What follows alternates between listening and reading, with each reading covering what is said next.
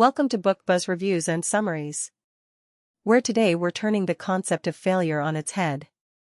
What if I told you that failure isn't something to be feared or avoided, but embraced as one of life's most powerful teachers? In her insightful and deeply personal book How to Fail, Elizabeth Day argues that our biggest setbacks can actually become our greatest strengths.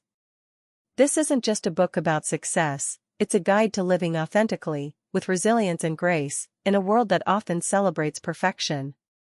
Day shares her own stories of failure, from the heartbreak of a broken relationship to the disappointment of unmet career goals, and reveals how each of these experiences shaped her into the person she is today. With warmth, wit, and wisdom, she shows us that failure is not the end, but a beginning, a necessary step on the path to self-discovery and growth.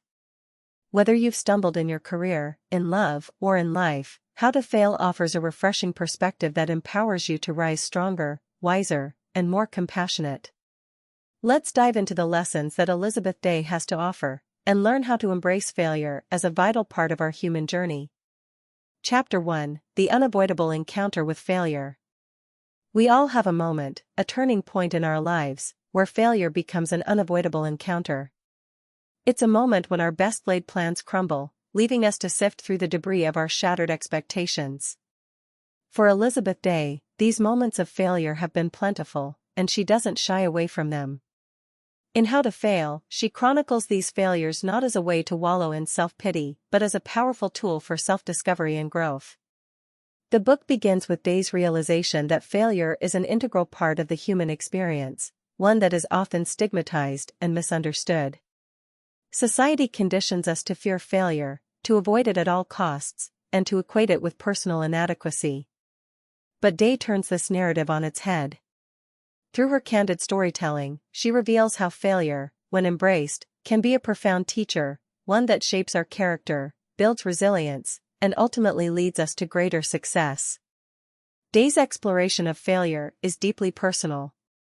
She shares her own experiences of failing in love, work, and personal aspirations, offering readers a raw and unfiltered look at the moments that have defined her life. Her honesty is refreshing, and it sets the tone for a book that is as much about vulnerability as it is about strength. As we journey with Day through her failures, we begin to see the parallels in our own lives.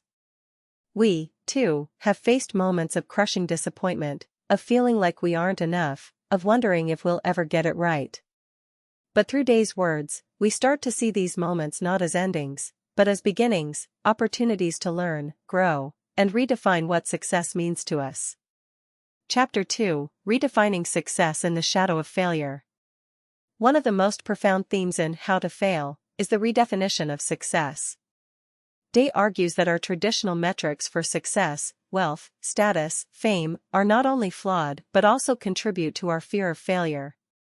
By chasing these external markers, we often lose sight of what truly matters, leading to a sense of emptiness even when we achieve our goals. Day's journey of redefining success is a central thread throughout the book.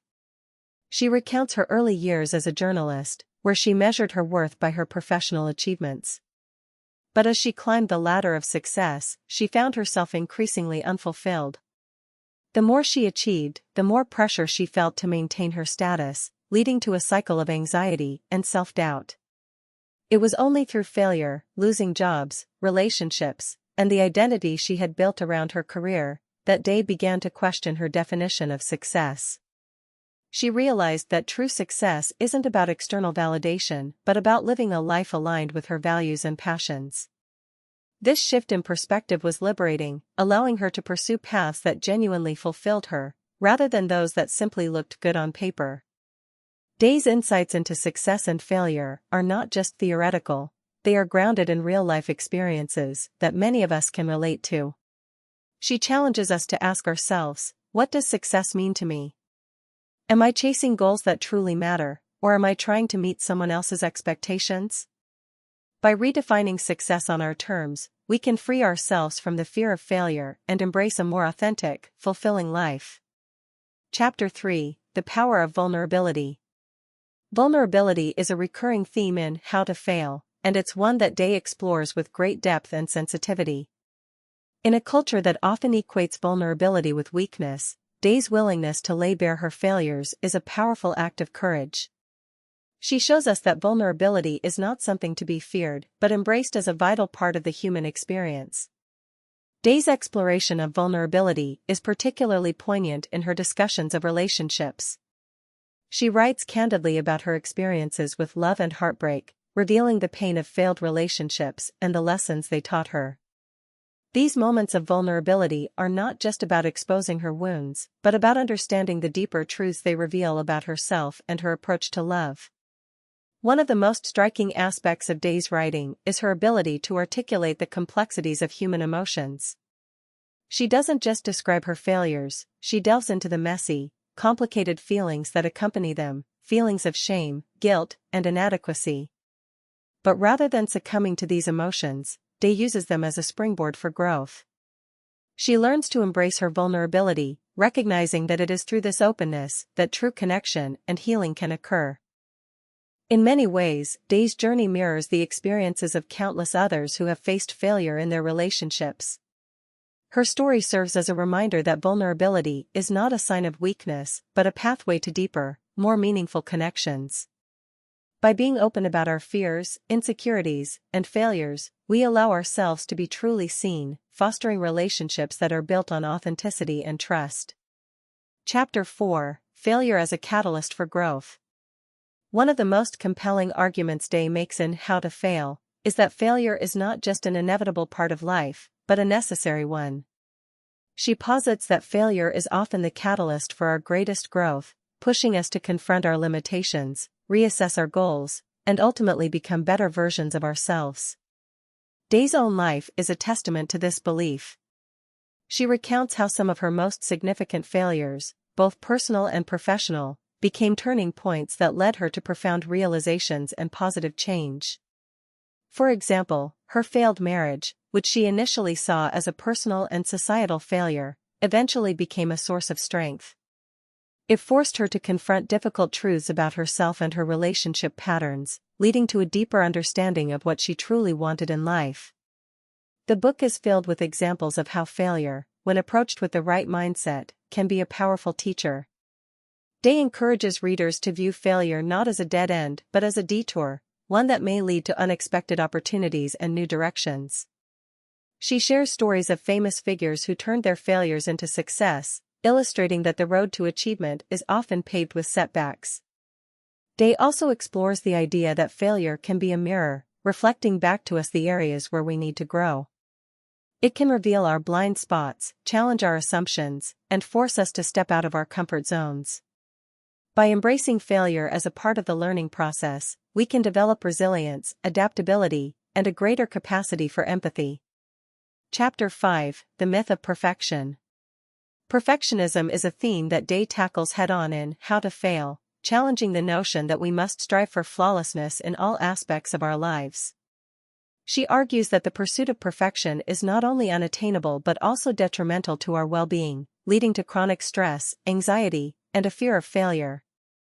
Day's reflections on perfectionism are deeply personal. She shares how her own perfectionist tendencies led to burnout and dissatisfaction, particularly in her career.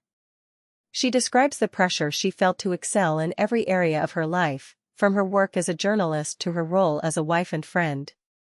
This relentless pursuit of perfection, she reveals, was not only exhausting but also unsustainable. Through her journey, Day comes to realize that perfection is an illusion, an unattainable standard that keeps us trapped in a cycle of self-criticism and disappointment. She begins to embrace the idea that it is our imperfections, our flaws and failures, that make us human. By letting go of the need to be perfect, she finds a sense of freedom and self-acceptance that had long eluded her. Day's insights into perfectionism resonate with anyone who has ever felt the pressure to be perfect. She challenges us to reconsider our standards, to allow ourselves the grace to be imperfect, and to recognize that true growth comes not from getting everything right, but from learning from our mistakes. Chapter 6: The Art of Self-Compassion.